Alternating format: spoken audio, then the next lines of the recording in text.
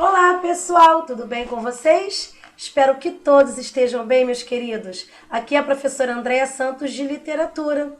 E conforme o combinado lá no nosso roteiro de estudos, hoje nós iremos corrigir os exercícios de sala e de casa, ok? Vamos lá? Vamos fazer a correção agora? Todos comigo no livro de literatura, página 13. Ok, pessoal? 12, né? Melhor dizendo, página 12 em diante. Nós iremos corrigir as páginas 12, 13, né? 14 e 15, ok? Então, das páginas 12 a 15. Vamos lá? Atividades para a sala. Ok, meus amores? Bom, aqui no primeiro exercício, o enunciado diz assim: o realismo, escola literária, cujo principal representante brasileiro foi Machado de Assis, tem como característica principal a retratação da realidade tal qual ela é, fugindo dos estereótipos e da visão romanceada que vigorava até aquele momento. Sobre o contexto histórico no qual o realismo está situado, considere as seguintes proposições. Então, ele deu aqui 5 proposições. A primeira: o Brasil vivia tempos de calmaria política e social. Havia um clima de conformidade, configurando o contentamento da colônia com a sua metrópole. No caso aqui, Portugal. Não é isso? Bom, essa primeira afirmativa está falsa. É falsa, tá? Essa primeira aqui é falsa. Primeiro porque o Brasil vivia um período de crise. E a economia sofria os impactos, né, do fim do tráfico negreiro e da decadência da indústria do açúcar. Então a primeira é falsa, ok? Vamos prosseguir. Segunda proposição. Em virtude das intensas transformações sociais e políticas, o Brasil é retratado com fidedignidade, reagindo às propostas românticas de idealização do homem e da sociedade. Verdadeiro. Terceiro, o país vivia o declínio da produção açucareira e o deslocamento do eixo econômico para o Rio de Janeiro, em razão do crescimento do comércio. Verdadeiro. Quarto, o realismo possui influência das teorias positivistas originárias na França, onde também havia um movimento de intensa observação da realidade e descontentamento com os rumos políticos e sociais do país. Verdadeiro também, tá? Quinta e última, vamos lá? A escola realista surgiu na segunda metade do século XX, quando no mundo eclodiam as teorias de expansões territoriais que culminaram nas duas grandes guerras. O realismo teve como propósito denunciar esse panorama de instabilidade mundial. Pessoal, essa afirmação aqui é falsa, tá? O realismo surgiu no final do século XIX, tá? Com o propósito de criticar as instituições burguesas e romper com a idealização romântica, ok? Então, vocês vão marcar a resposta letra D de dado. Somente a segunda, a terceira e a quarta são verdadeiras. Então, podem marcar a opção D de dado, ok? Número 1, a resposta letra D de dado. Vamos agora para o número 2. Vamos lá, nós temos aqui uma questão da FUVEST, que diz assim, temos um texto aqui, retirado da obra Memórias Póstumas de Brás Cubas, de Machado de Assis. Vamos ler? O texto diz assim: ao cabo, era um lindo garçom, lindo e audaz, que entrava na vida de botas e esporas, chicote na mão e sangue nas veias, cavalgando um corcel nervoso, rijo, veloz, como o corcel das antigas baladas, que o romantismo foi buscar ao castelo medieval para dar com ele nas ruas do nosso século. O pior é que o astafaram a tal ponto que foi preciso deitá-lo à margem, onde o realismo o veio achar, comido de lazeira e vermes, e por compaixão o transportou para os seus livros. Bem, o enunciado diz assim: é possível considerar o texto como uma apologia ao realismo? Justifique sua resposta. Então, a resposta aqui, pessoal, do número 2 ficou assim. É possível considerar o texto como uma apologia ao realismo, sim, pois ele considera os clichês românticos esgotados e apresenta o ponto de vista realista, como, né, no caso, com uma linguagem objetiva e crítica, tá? Com uma linguagem objetiva e crítica. Esta é a resposta do número 2. Vamos lá, número 3. Aqui nós temos 2 textos para responder a questão de número 3. Vamos ler os 2 textos? O primeiro texto, né, diz assim: no realismo exterior, o romance e o conto procuravam a ação que espelhasse os conflitos íntimos. No outro tipo de realismo, o interior, o desenrolar dos acontecimentos pouco interessa ao escritor, atraído que está pela análise do drama em si mesmo. Bom, o texto 2 diz o seguinte: era noite entrada, Rubião vinha por ali abaixo, né? Rubião vinha por ali abaixo, recordando o pobre diabo que enterrara, quando na rua de São Cristóvão cruzou com outro coupé, que levava 2 ordenanças atrás. Era um ministro que ia para o despacho imperial.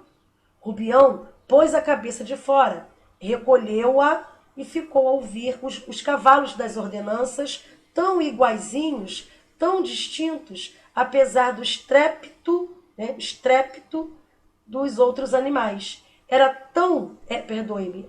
tal a atenção do espírito do nosso amigo que ainda os ouvia, quando já a distância não permitia audiência. Catrapus, catrapus, catrapus, né? É um texto de Machado de Assis, né? Retirado da obra de Quincas Borba. Bom, o enunciado diz assim, número 3. O texto 2 é um bom exemplo do realismo interior de que fala o crítico Maçã Moisés. No texto 1, né? Com base na leitura feita, redija um texto justificado nesta afirmativa. Então, pessoal, o texto 2 é um bom exemplo do realismo interior, né, de que fala esse crítico, né, no texto 1. Então, com base na leitura feita, redija um texto justificando esta afirmativa. Então, o texto justificando esta afirmativa. Bom, pessoal, a resposta do número 3 ficou assim. O autor está mais preocupado em descrever o drama vivido pela personagem Rubião do que com a ação que gerou o conflito. Então, isso pode ser visto claramente na passagem do texto, quando diz assim, ó, era tal a atenção do espírito do nosso amigo que ainda os ouvia, quando já a distância não permitia audiência. Catrapus, catrapus, catrapus, né? É essa a resposta do número 3. Vamos lá? Número 4. Bom, sobre o teatro brasileiro, é correto afirmar que só podia ser a resposta de letra B de bola.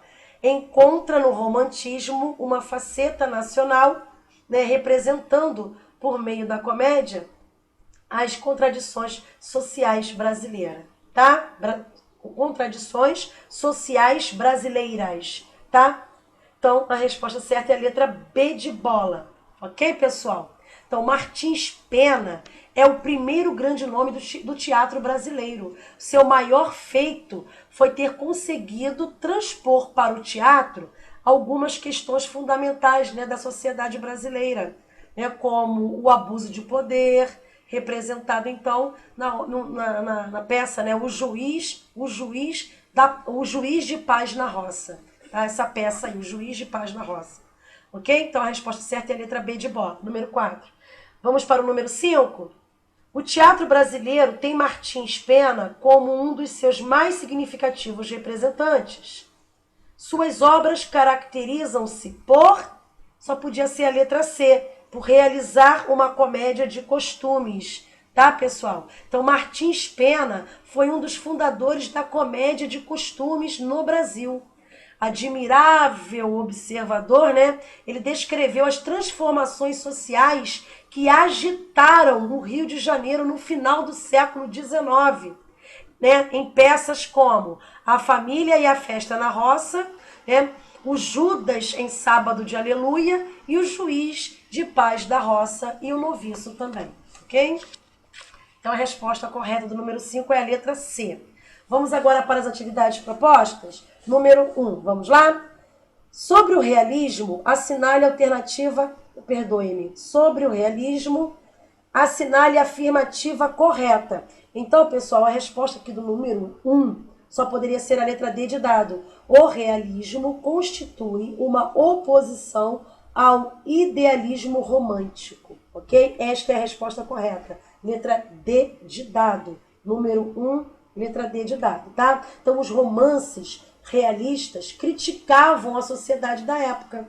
Então, não é possível ser pessoal e objetivo ao mesmo tempo, né? São coisas bem antagônicas. Então, o romance sertanejo era próprio da literatura romântica. Então, não poderia ter como origem o realismo, que cronologicamente se dá depois do romantismo, né? Então, por tratar, né, da sociedade como ela era, com suas contradições e superficialidades, o realismo é contra a idealização romântica, ok? Então, ver o homem como produto biológico é mais próprio do naturalismo, que é mais científico do que do realismo, ok? Então, vamos lá? Número 2 agora. Número 2. Sobre o realismo brasileiro, é correto afirmar que... Bom, aqui só poderia ser a resposta de letra D de dado também, letra D de dado. Sua tendência a retratar a realidade, né, com objetividade e imparcialidade, está pautada nos postulados filosóficos e científicos que alcançaram grande popularidade no final do século XIX, como o positivismo e o darwinismo. Então, pessoal, a resposta do número 2 é a letra D de dado, tá bom? Os principais fundamentos teóricos do realismo-naturalismo, né, foram as correntes filosóficas, como o positivismo, que afirmava que o homem era produto do meio em que vivia, e o darwinismo, né, com a teoria da seleção natural e da evolução das espécies, ok? Por isso que a resposta certa é a letra D de dado. Vamos para o número 3? Vamos lá? Bom, nós temos um texto aqui cujo título, Notícia da atual literatura brasileira, instinto de nacionalidade. Então diz assim, quem examina a atual literatura brasileira reconhece-lhe logo, como primeiro traço, certo instinto de nacionalidade. Poesia, romance, todas as formas literárias do pensamento buscam vestir-se com as cores do país. E não há quem negue que semelhante preocupação é sintoma de vitalidade e abono de futuro. As tradições de Gonçalves Dias, Porto Alegre e Magalhães são assim continuadas pela geração já feita e pela que ainda agora madruga, como aqueles que continuaram as de José Basílio da Gama e Santa Rita Durão. Escusado é dizer a vantagem deste universal acordo, interrogando a vida brasileira e a natureza americana. Prosadores e poetas acharão ali farto manancial de inspiração e irão dando fisionomia própria ao pensamento nacional. Esta outra independência não tem 7 de setembro nem Campo de Ipiranga, não se fará num dia, mas pausadamente, para sair mais duradoura. Não será obra de uma geração nem duas. Muitos trabalharão para ela, até perfazê-la de todo. Esse texto é um texto de Machado de Assis, tá bom, pessoal? Então vamos lá? Assinale a alternativa que interpreta corretamente o texto. Então aqui, a resposta correta do número 3 é a letra E. Machado de Assis entende o instinto de nacionalidade na literatura brasileira como autonomia de ideias em relação a temas importados, a qual se constrói paulatinamente. Ok? Então a resposta certa do número 3 é a letra E. Ok, pessoal? O instinto de nacionalidade aqui é representado no texto pela busca de temas nacionais, tá? A natureza brasileira, né, e o índio, que representariam, portanto, uma autonomia em relação aos temas europeus, ok? Vamos agora para a questão de número 4. Então, nós temos aqui um texto de Esaú e Jacó, da obra Esaú e Jacó, né, de Machado de Assis, que diz assim: no meio disso, a que vinha agora uma criança deformá-la por meses, obrigá-la a recolher-se, pedir-lhe às noites, adoecer dos dentes e o resto. Tal foi a primeira sensação da mãe, e o primeiro ímpeto foi esmagar o germen. Criou raiva ao marido. A segunda sensação foi melhor, a maternidade. Chegando ao meio-dia, era como uma autora nova e fresca. Natividade viu a figura do filho ou filha brincando na relva da chácara ou no regaço da aia, com os 3 anos de idade, e este quadro daria os 34 anos, que teria então um aspecto de 20 e poucos. Foi o que a reconciliou com o marido. Bom, o enunciado diz assim: considerando os aspectos histórico-literários, pode-se afirmar que o texto só poderia ser a letra C, né, pessoal? Podem marcar aí, letra C. Vamos virar a página? Letra C, tá? Está contra o padrão do romantismo, imediatamente anterior à obra, uma vez que não idealiza o instinto maternal e a mulher, ok? Então, podem marcar aí, número 4, letra C, tá, pessoal? Então, aqui o pensamento feminino, de início, é de raiva, né? De aversão. Então, a personagem pensava nas deformidades que a gravidez lhe traria. Então, para somente depois surgir, né, um sentimento maternal.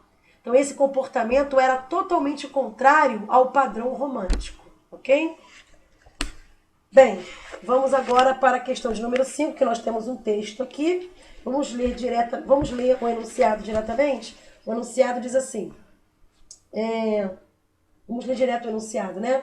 Uma das características do realismo é a introspecção psicológica. No conto, ele se manifesta sobretudo, então a resposta aqui só poderia ser a letra B de bola, nas vivências interiores de Inácio e de Dona Severina, que revelam seus sentimentos e conflitos, ok? Então, letra B, tá? Número 5, letra B de bola. Número 6, também nós temos um texto, tá? Um texto de Machado de Assis, tá? Da obra Missa do Galo, tá? E o enunciado diz assim: esse aspecto recorrente no conto refere-se, só poderia ser a resposta de letra A, refere-se à movimentação de Conceição na sala, tá? A movimentação de Conceição na sala. Letra A, tá, pessoal? Número 6, letra A, ok? Vamos agora para o número 7.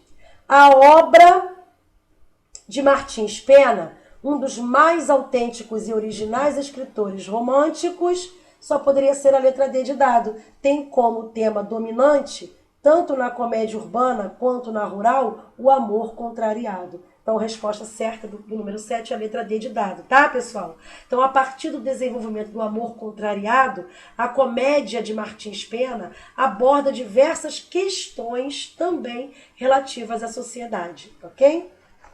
Bom, no número 8, nós temos aqui um trecho, né, da peça teatral O Juiz de Paz da Roça, de Martins Pena, tá? E o enunciado do número 8 diz assim: de acordo com a cena apresentada no texto, analise as seguintes proposições.